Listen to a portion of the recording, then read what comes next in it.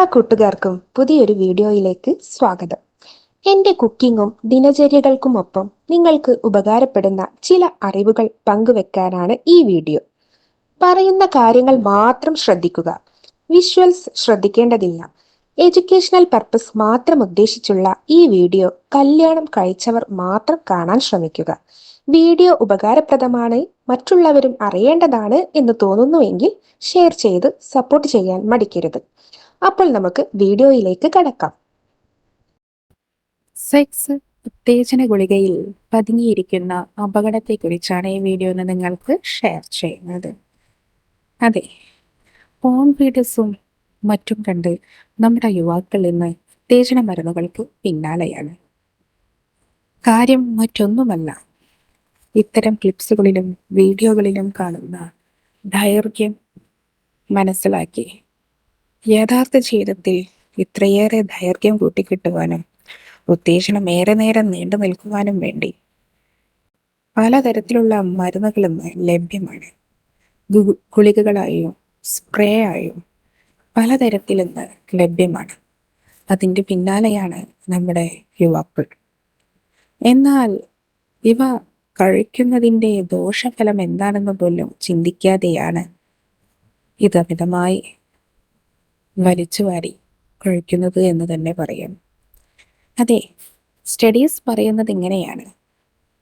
ഇതിനായി തന്നെ ഒരു സർവേ നടത്തിയിട്ടുമുണ്ട്. അതെ, ഉത്തേജക മരുന്നുകൾ ഉപയോഗിക്കുന്ന പുരുഷന്മാരും അല്ലാത്ത പുരുഷന്മാരും രണ്ടുപേരെയും സെക്സ് ഉത്തേജനം എങ്ങനെയുണ്ട് എന്നതിൻ്റെ അടിസ്ഥാനത്തിലായിരുന്നു ഈ സർവേ.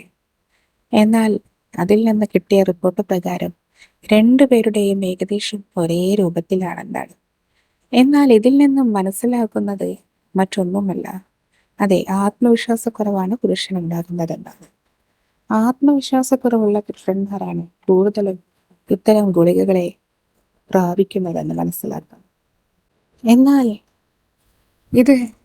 ഇതിൻ്റെ യാഥാർത്ഥ്യത്തെക്കുറിച്ച് മനസ്സിലാക്കുകയും അതുപോലെ ഉത്തേജക മരുന്നുകൾ ഉപയോഗിക്കുന്നത് കൊണ്ടുള്ള ദൂഷ്യഫലങ്ങൾ എന്തൊക്കെയാണെന്ന് അറിയുന്നതും നിങ്ങൾക്ക് ഇത് ഒരു പരിധിവരെ നിങ്ങളിൽ നിന്ന് വിട്ടുനിൽക്കാൻ സഹായിക്കും. അതെ, അമിതമായുള്ള കൊളസ്ട്രോൾ, ബ്ലഡ് പ്രഷർ, ഹൃദ്രോഗം ഇവയെല്ലാമാണ് ഇതിലൂടെ നിങ്ങൾക്ക് സമ്മാനിക്കുന്നത്.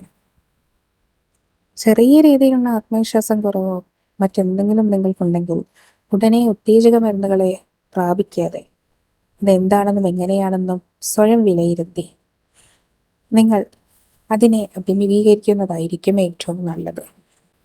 മറ്റെന്തെങ്കിലും മാനസികമായ പ്രശ്നങ്ങളുണ്ടെങ്കിൽ നിങ്ങൾക്ക് ഉടനെ ഒരു സൈക്കോളജിസ്റ്റിനെയോ അല്ലെങ്കിൽ സെക്സോളജിസ്റ്റിനെയോ നിങ്ങൾക്ക് സമീപിക്കാവുന്നതാണ്.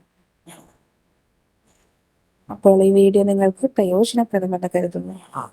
ഇതുപോലെ മറ്റൊരു വീഡിയോയുമായി വീണ്ടും കാണാവുന്നതാണ്. അതുവരേക്കും എല്ലാ സുഹൃത്തുക്കൾക്കും ബൈ.